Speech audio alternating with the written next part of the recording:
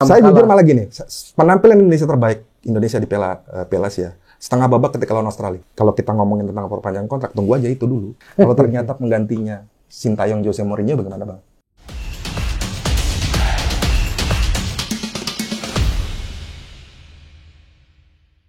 Oke, selamat datang di Tiki Taka Nalar TV. Program ngobrol bola pakai nalar. Tetap ngomongin bola, mau ngomongin apa lagi?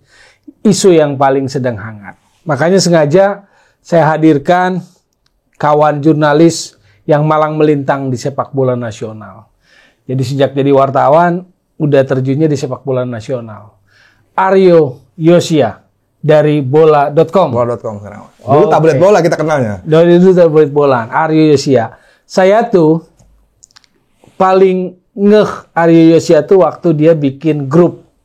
Kalau sekarang grup WhatsApp gitu ya. Ada namanya grup judulnya Unit Me. Cerita dikit itu. Kayaknya menyangkut Alfred Riedel itu kan? Ya, dulu Unit Me itu sebenarnya forum diskusi di Facebook. Zaman-zaman Facebook lagi gede kan. Sekitar tahun 2011 lah sampai 2013. Artinya tuh isinya memang ditumplakin semua tuh supporter, stakeholder sepak bola gitu kan. Artinya kita ya diskusi agak ekstrim. Dulu kan memang lagi sepak bola Indonesia tuh kan pecah dua kan, kompetisi ada LPI dan ISL. Ya dulu besar tuh sebelum eranya, sekarang kan udah. Unit Me ngambil dari mana?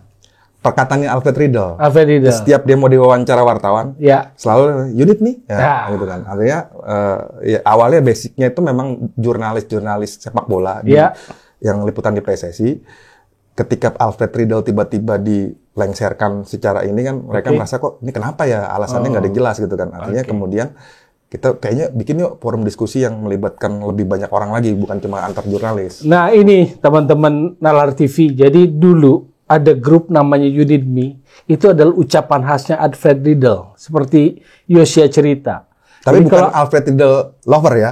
Iya. Intinya bukan karena kita cinta mati kemudian. Bukan. Saya paham konteksnya itu. Jadi saya hanya mau kasih sebuah underline, wartawan nunggu gitu kan, dia selesai latihan, dia nyamperi wartawan begitu kan? Betul, selalu. Unit Me kata gitu. Lalu wartawan bertanya, situasi itu terjadi nggak sekarang? Atau ada nggak grup itu? Di grup STY misalnya sekarang karena pelatihnya STY. Mungkin grupnya perpanjangan kontrak itu namanya. Oh bukan ya? Udah beda kayaknya ya, dan beda dan kultur. Coba karena Yosia masih di lapangan, gimana ceritanya itu? Suasananya. Apakah seperti itu? Guyup seperti itu dengan pelatih timnas? Intinya kita langsung ngegas nih Bang. Nah gini. Apa artinya memang ada perbedaan kultur ya. Mungkin juga gua pribadi sih nggak cenderung maksudnya mau ngomong ini bukan tentang ST-nya, tapi memang kulturnya berbeda gitu kan. Pada zaman dulu memang jurnalis dengan pelatih timnas gitu kan memang sangat terbuka. Terbuka dalam arti bukan kita nggak menghormati private-nya dia juga. Artinya pola-pola wawancara atau misalnya bahasa sederhananya gitu kan, ya kita juga sering nongkrong bareng Alfred Riedel gitu kan di luar sesi latihan timnas. Ya jujur aja suasana itu udah situasi sekarang udah berubah gitu kan. Ya mungkin faktornya kan artinya zaman juga udah berubah gitu kan, atau mungkin pelatihnya mungkin juga artinya kendala bahasa kan kita nggak tahu juga gitu kan. Riedel Austria kan? Iya, Riedel Austria. Dulu kami biasa ngobrol gitu kan, pakai bahasa Inggris kan. Bahasa gitu Inggris, kan. Ngumpul gitu kan.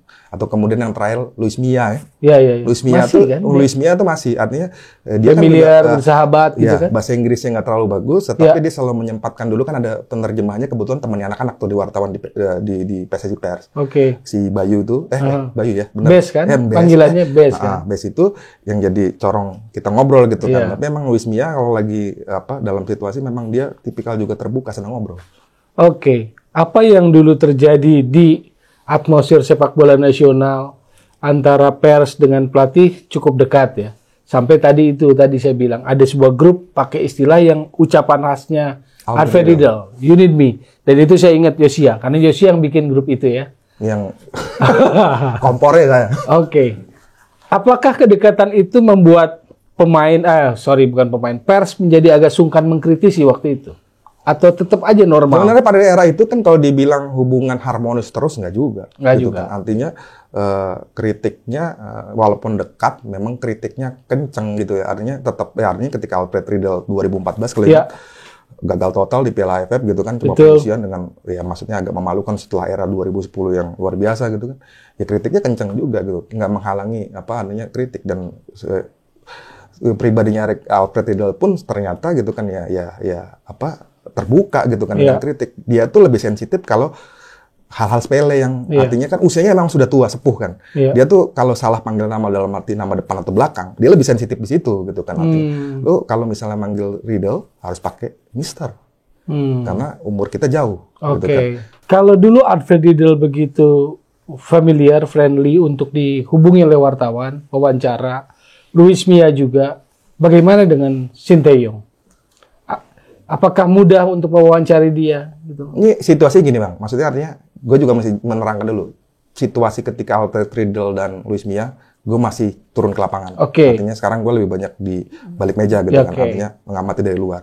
Tapi kalau dari sepengetahuan Yosia, dari pengetahuan gue gitu kan, memang sekarang birokrasinya agak lebih panjang. Tapi saya mau nanya begini Yosia, kita pengalaman di sepak bola Indonesia lah ya, bahwa pelatih tim nasional dikritisi lah, itu sejak zaman kapan-kapan pun seperti itu. Ya pelatih sebenarnya nggak cuma di Indonesia. Ketika lo jadi pelatih, ya udah konsekuensi gitu kan. Iya, Piala Asia ini aja, atau dalam rangkaian dari, ini logika sepak bolanya nih nggak masuk nih, sebagai closing pertanyaan nih. Kualifikasi Piala Dunia, Irak, November, 5-1. Filipina 1-1. Ini saya sebut angka nih, statistik data, bukan ngarang kan berarti. Masuk ke persiapan TC, kalah 4-0 dari Libya, 0-4. Kalah 1-2 Libya 2 kali. Kalah 0-5 Iran. Masuk ke Piala Asia, 1-3 Irak. 1-0 Vietnam, 1-3 Jepang, 0-4 Australia. Menangnya cuma sekali. Begitu menang dari Vietnam 1-0, besoknya ada yang teriak-teriak perpanjangan kontrak. Atau media itu langsung dorong ke sana. Ini apa? Logika sepak bolanya masuk nggak yang kayak begitu? Sepanjang pengalaman sebagai jurnalis gitu loh. Kita ngomong dulu ya, ini lagi-lagi ini penilaian pribadi. Iya, apa kaitan dengan Piala Asia? Sebenarnya apa kalau kita ngomong jujur ya, pakai logika tadi, result dan apa kualifikasi dan macam-macam gitu kan. Saya sih nggak bilang gagal, tapi B aja. B aja tuh maksudnya gini loh, dasarnya jelas.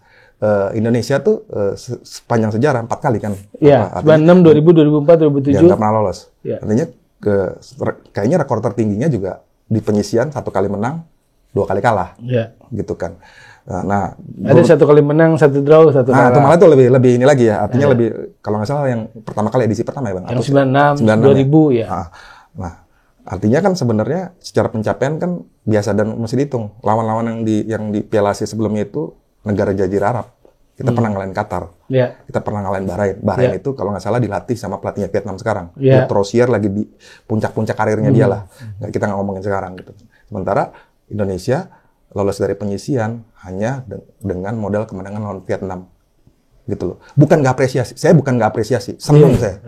Sebagai warga Indonesia senang. Sejarah mencatat bahwa Indonesia pertama kali lolos 16 besar. 16 besar. Tapi artinya gini, karena saya ini kita jurnalis itu kan kontrol sosial ya. Artinya kan check and balance. Ya, check and balance gitu. Artinya kan bahwa apakah ini harus disikapi euforia yang luar biasa atau sebenarnya artinya gini, oke, kita udah 1 step nih lebih baik gitu kan. Artinya masih banyak PR tapi nih, ada PR gitu kan. Ini menjadi pertanyaan gitu kan.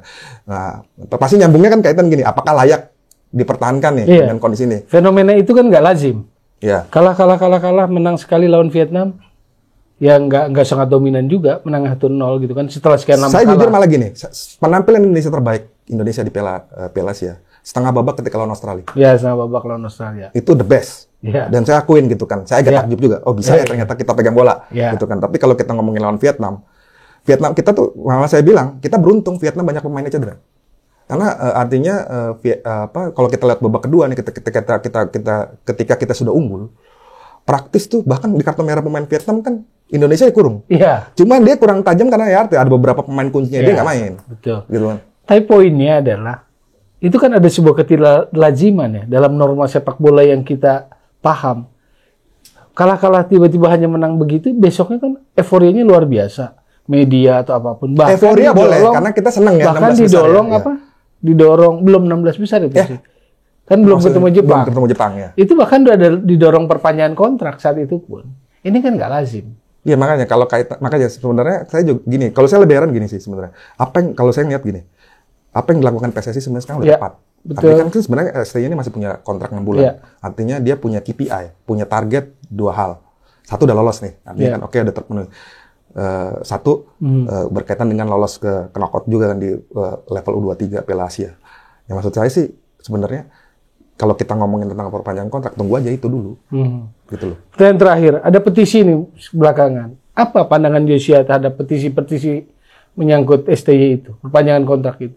Mencintai sih bagus, Bang. Ya, oke. Tapi artinya juga harus realistis. Karena gini, kalau ternyata misalnya, ini kita ngayal indah aja nih. Kalau ternyata penggantinya Sintayong Jose Mourinho bagaimana, Bang? Bisa pindah nggak hatinya kan? Artinya gitu kan. Kalau kita ngomongin, makanya tentang perpanjangan kontrak, saya itu bukan masalah tim anti perpanjangan kontrak STY. Kalau saya lebih ngomongin tentang jangka panjang. Mau diapain nih kalau dia diperpanjang kontraknya?